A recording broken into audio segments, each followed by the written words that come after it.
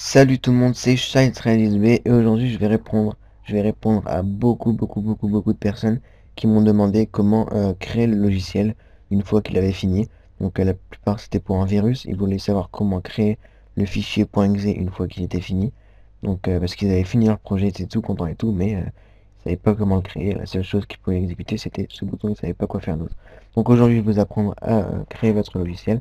Donc c'est vraiment très simple, donc, comme d'habitude.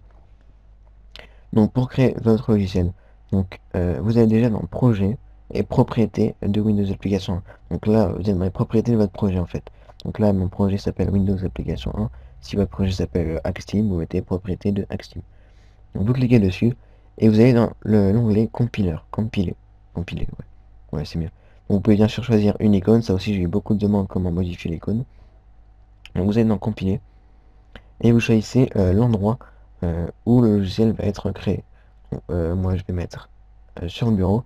Donc je vous conseille de créer un nouveau dossier parce qu'il y a plusieurs fichiers qui vont se créer. Donc on va mettre tuto. Donc on sélectionne un dossier et on peut voir bien sûr que le chemin qui est ici c'est tuto. Donc là à chaque fois que je vais compiler le logiciel, il va s'enregistrer dans tuto. Donc là déjà on peut voir qu'il n'y a rien ici. Hop. Même si je le lance. Donc là juste il le débug, hein, il exécute mais il n'enregistre pas. Donc il n'y a rien dans le tuto.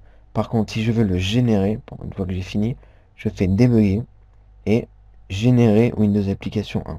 Donc je clique, on peut voir en bas qui est marqué la génération a réussi. Donc si c'est un gros logiciel, le temps il peut être long. Voilà, et là maintenant le logiciel a été créé. Donc ces deux fichiers, vous pouvez les supprimer, ils ne servent à rien du tout. Et ensuite voilà votre application .exe que vous pouvez envoyer, que vous pouvez partager, ce que vous voulez. Et hop, l'application est normale. Maintenant, il y a une autre façon, c'est de l'installer et de vérifier si l'utilisateur a les bons fichiers pour ouvrir le logiciel. Parce que des fois, il y a si l'utilisateur a une ancienne version de Windows, il lui manque quelque chose qu'on appelle le .NET Framework qui est obligatoire pour ouvrir les fichiers. Donc ça, c'est très simple, vous faites projet et publier Windows Application. Donc publier Axim, publier le nom de votre projet. Vous cliquez dessus, vous attendez. Donc là, vous choisissez le chemin. Donc moi, je vais mettre le même dans le bureau. Non, bureau, c'est tuto ici. Donc ouvrir. Donc voilà, ensuite vous faites suivant.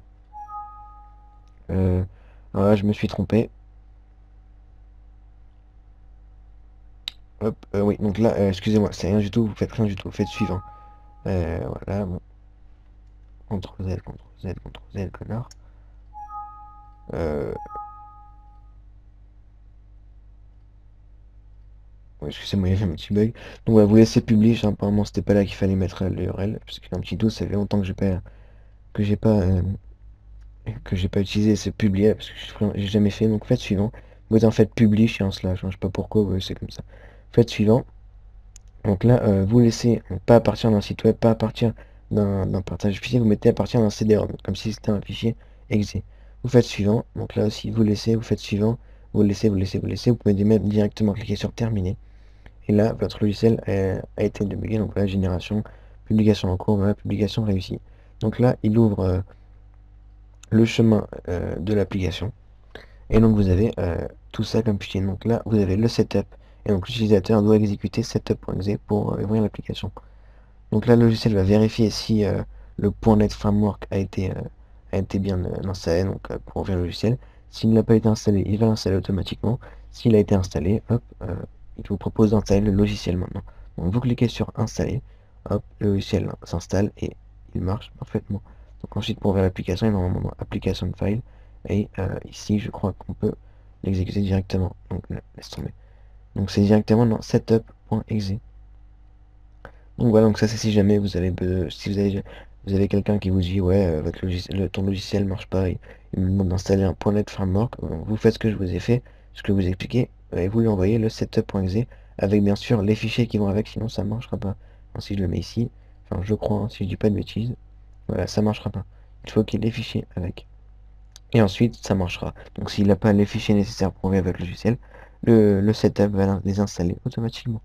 Donc voilà, c'était Chat13B pour un petit tuto que beaucoup de personnes m'ont demandé. Donc voilà, aujourd'hui je vous apprends comment faire. Donc voilà, c'était Shine Travis B pour un nouveau tuto sur Visual Basic. Et on se retrouve plus tard pour une nouvelle vidéo. Salut!